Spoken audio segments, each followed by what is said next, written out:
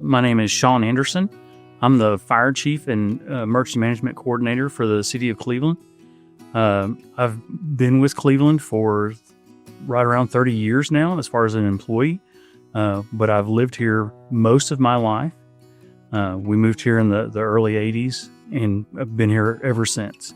The fire department actually started in 1931. People of the town were really the fire department. They would just come together if there was an issue and they would take care of things, but they became official in 1931.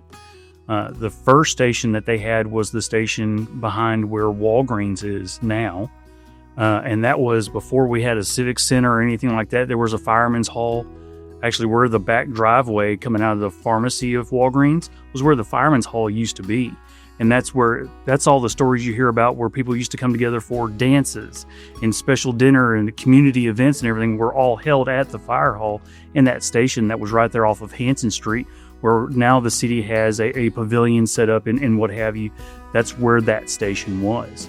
So as far as the history of the department goes, the department's actually a few years older than the city of Cleveland, because the department was actually started in 1931, where the city was actually chartered and became a city in 1935. I joined Cleveland Fire Department in 1996. I actually started working for the city of Cleveland EMS in 1995. Little backstory is that I grew up, my father was a volunteer firefighter when we lived in Ohio. I remember going to the fire station and what have you, so working in the fire station, I found myself helping out the volunteers while I was there working on EMS.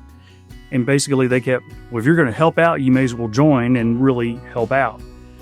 So after a year of just kind of helping out, I joined and became part. I wanted to further my knowledge and what have you. So I went to Fire Academy and got my certificate and got certified. And when we were able to transition from volunteer to start having paid personnel, then I transitioned to the paid side from the volunteer side.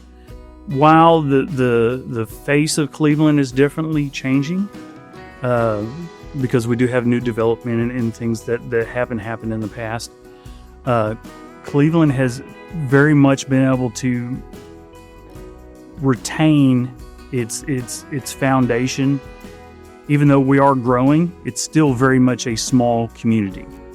People have asked me in the past, well, why do you stay at Cleveland? You have all the certifications, you could go anywhere. And my simple answer is always that this is home.